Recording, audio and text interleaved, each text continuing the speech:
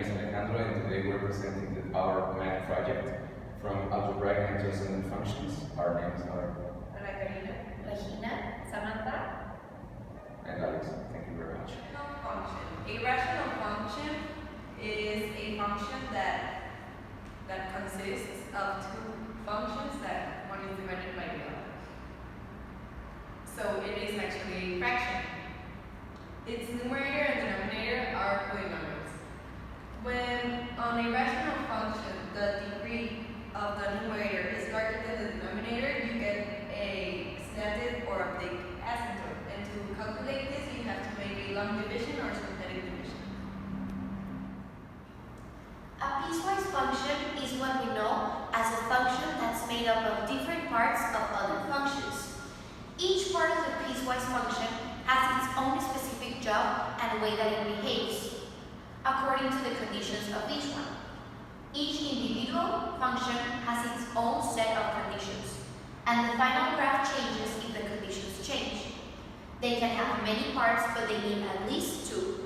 The final piecewise function will look something like this: f of x, bracket, and then you put each individual function along with its condition. The absolute value. The absolute value is the actual magnitude of a numerical value or a measurement, irrespective of its relation to other values or its sign. In other words, an absolute value means how far away a number is from zero. It is represented between lines, like here. The 3 is between lines and is 3 from 0. Minus 3 is also 3 from 0. When you represent an absolute value in a piecewise function, you will have to have one equation positive and one equation negative. And when you graph it, it will look a little bit like this, with one positive line and one negative line. Application problems. With these problems, you will notice that you can use piecewise functions to do a lot of things. Problem number 1. A bakery has the following prices for large orders of cupcakes. The first 100 cupcakes of any order cost $2 each. The next 150 cupcakes only cost $1.75.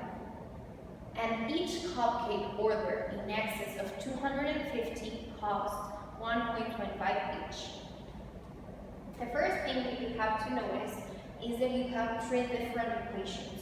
The first equation says that 2 is the price of each cupcake and x represents the number.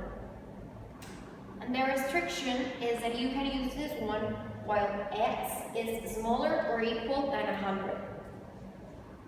The next equation is 1.75, that is the price, multiplied by x minus 100 that you have already got, plus 200 that is what you already paid. And in this equation, the restriction is that x has to be greater than 100 and smaller or equal than 250. And then the third and last equation says that you have to multiply 125 by x minus 250, that's what you have already got, plus 462.5, respecting that x has to be greater than 250. Application problem number 2. A rental home on Airbnb rents $109 for the first 3 nights, $90 a night for the next 3 nights, and $80 a night for each remaining night. The first thing that we have to do is identify that we have the 3 different functions. For the first one, we have to multiply 100 by x representing the number of nights you're staying, always respecting that x has to be greater or equal than 1 and smaller or equal than 3. For the second equation, you have to multiply 90 by x minus 3 plus 300 that you have already spent on the previous night, always respecting that x has to be greater than 3 and smaller or equal than 6. For the third equation, you have to multiply 80 by x minus 6 plus the 617 that you have already spent, respecting that x has to be greater than 6 and greater or equal than 7. The first step to start graphing our piecewise function is to draw our first function. That is the square root of minus x minus 2, respecting that x is smaller or equal to than minus 10. We start with our base points and then we start transforming. We have to move 2 to the right since it's this transformation. So we move the whole base 2 to the right.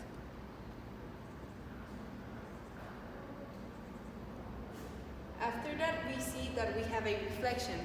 That's the negative symbol aside the x. So we make the reflection on the y-axis.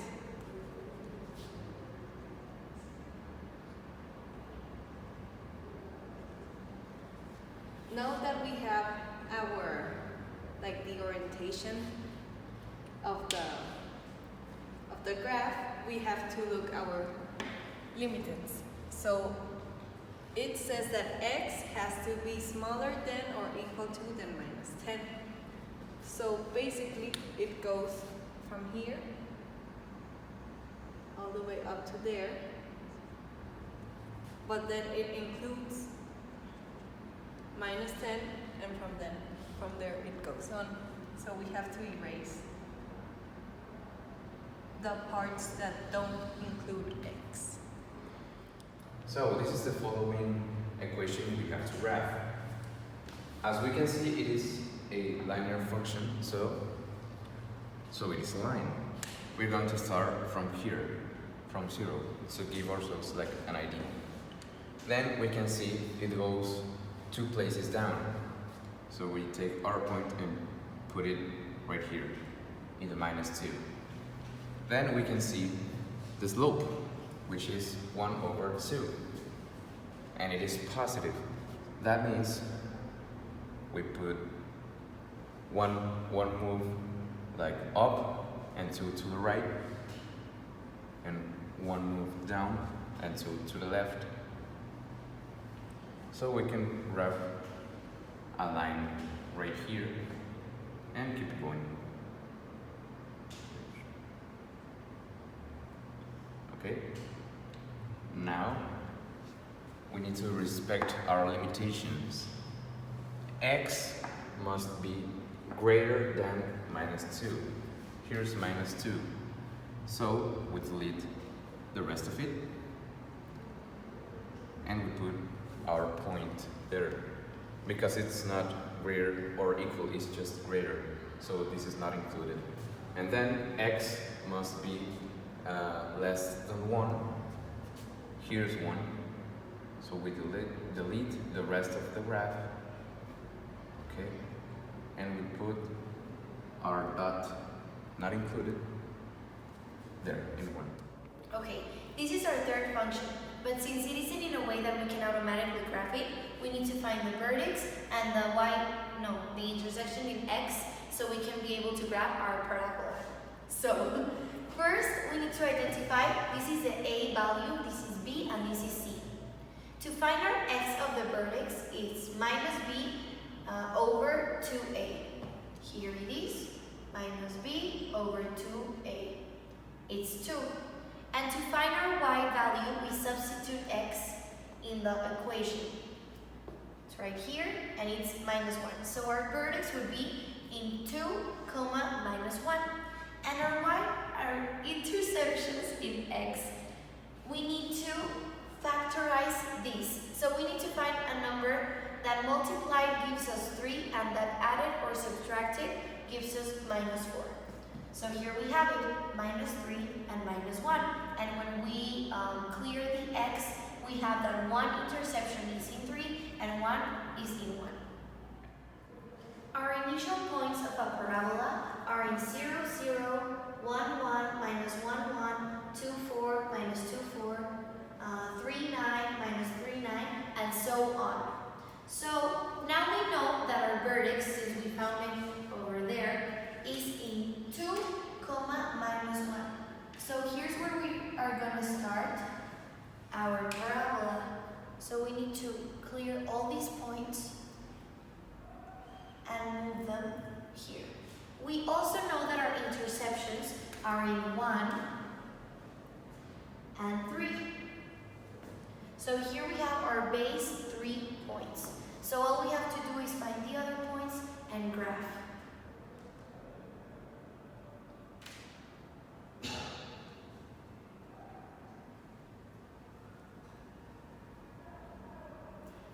Okay, but now we have a restriction here that says that x has to be bigger or equal to 1. So we know that we have to start from here on.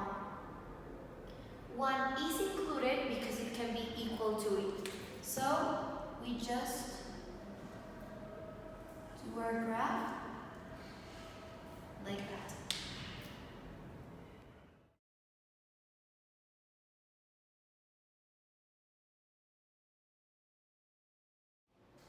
So, domain and range. First of all, the domain. As we can see, it goes from minus infinity to here, 10. And as we can see, it is included. And it has a full black dot. Then, there's nothing here, so we put a union and we keep it going from here. It is minus 2. And since it's not included, we don't include it. And it goes to infinity because here the last part of this line is not included. But there's actually a part of the parabola that is included indeed. So they complement each other and the line keeps going to infinity and beyond. So we can write it here. As we saw, minus infinity to 10 to minus 10, and it is included. Then the union, remember the empty spot, and then we keep it going from minus 2 to infinity. Now the range, it starts from minus 3, but it is not included, and then it goes up and up. Here, these lines complement each other, so there's no union needed. So it just goes from minus 3 to infinity. And we can write it down here from minus 3 to infinity. This is our piecewise function, and the final product of graphing it is this. As we can see, those are the values. Yeah. And now our conclusions. I learned that you can apply a piecewise function and almost all of the things of math to your daily life, and you can make things easier.